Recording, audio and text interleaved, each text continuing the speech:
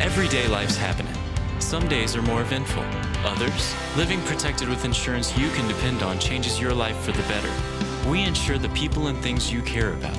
Not Agency. We'll help you find the right coverage so when life happens, you have the right insurance protection for your family and business.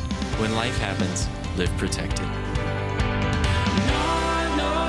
Agency for all your insurance needs.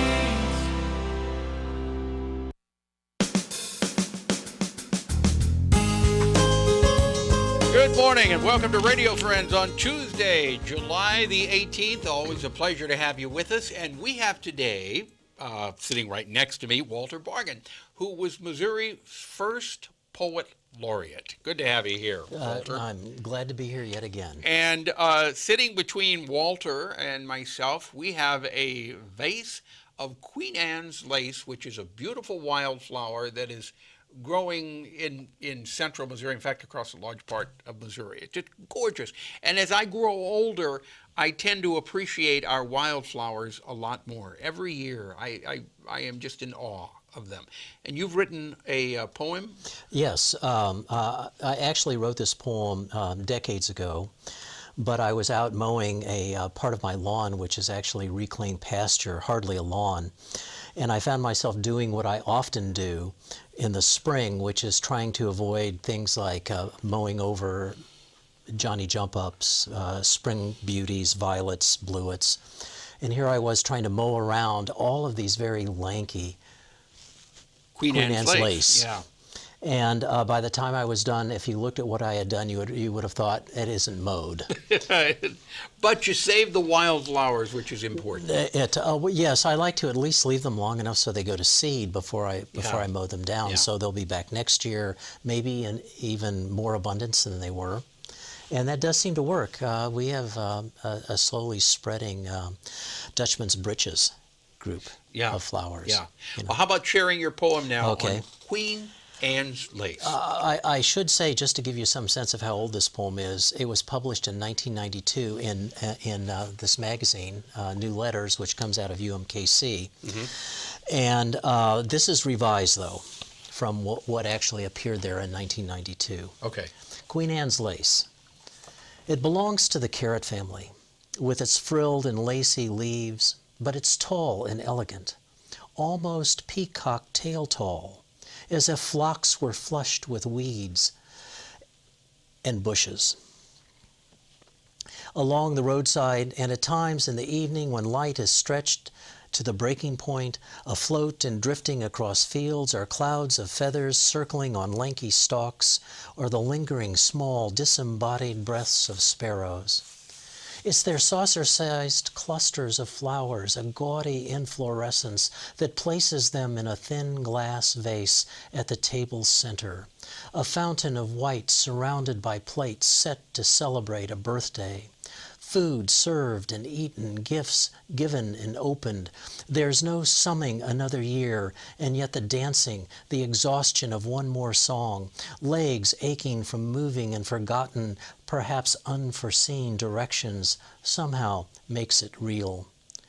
Next morning, the open window is swollen with light, and a tanager sings much too early.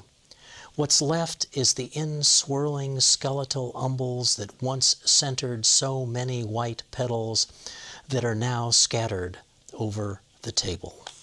Isn't that true? You pick the Queen Anne's lace, and they last for about a day, and then they start shedding all their petals, and they're all over the. I'm not even sure they last a day. Sometimes it just seems like they last hours. In fact, they're starting to drop right now. But when you look, you were telling me you were trying to count the petals in these flowers, and there's literally thousands of them. And right in the middle, if you're watching this on television, there's one little black dot, isn't it? One little black dot. Yeah. And this reminds me so much of my mother's crocheting when I was a young boy, watching her do that. But go out and enjoy the beautiful wildflowers that we have, that we are blessed with in central Missouri in midsummer. Yes, yeah, there's so many happening right now. Black-eyed Susans is another one that's really out there. Yeah. You know, a little while ago there was butterfly weed. Mm-hmm. Yeah. And the little daisies The are little available also. Yes, the little daisies. Right. You know, if you would like to, if you'd like to meet Walter Bargen, you're going to have a special event. Is Sunday afternoon, August the 13th. What are you going to do? It starts at 2 o'clock. It's in downtown Ashland. It's at the Mid-Missouri Alliance. And the location is actually west of the post office and east of City Hall. It's one long string of little storefronts. And it's designed to try to inspire artists to do some quick sketching. I will give them images.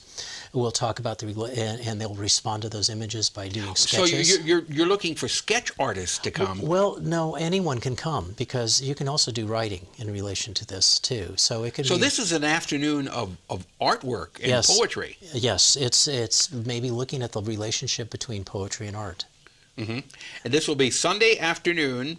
It's called An Afternoon with Walter Bargen. Sunday, August the 13th, 2 o'clock, and the workshop and 2 to 4. 2 to 4. 2 to 4. Is there a cost or is it free? I think there is, but I think it's pretty nominal, but I'm not sure what it is. Do people need to register ahead of time, or can they just show up? No, they can just show up. But if they want to check it out, they can go to www.midmissouriartsalliance.com. Okay, so this is part of the Mid-Missouri Arts Alliance. Yes. Now, will you be reading any poems there? Oh, I'll probably be reading quite a few poems. You know, I'll probably really looking for things that are very evocative, that are filled with images, such as, here's an image that comes to mind: on the crest of each wave, the day dances with white tap shoes. And that's looking at the sunlight reflected on water. Yeah. You know, white tap shoes. Or, for example, another image that that comes to mind is the moon laces the street's black boot.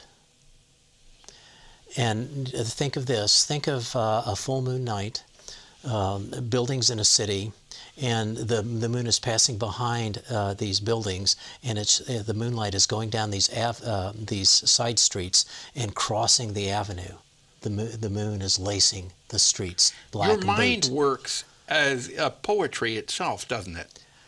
I used to think a lot more just in images. You know, I kind of become maybe a little too rational or too much involved in narrative anymore, but I still really love images. Walter, thank you so much for coming by, and we appreciate your talent. We appreciate having you here. And if you would like to meet Walter in person, through the eyes of a poet, An Afternoon with Walter Bargen, Sunday, August the 13th, 2 o'clock.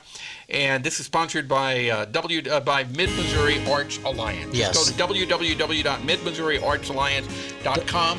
Go ahead, and all the information will be there. I believe so, yes. Okay. Yes. Walter, thank you so much, and we'll try to get you back here before then so you can promote and remind people about it. Okay. All right? Yep. We're out of time for today. Something you would like to hear or see, drop me an email. That's pepperp@missouri.edu. Tomorrow we've got John Howe on, who's a wonderful artist. We'll chat with him about his book. Bye-bye.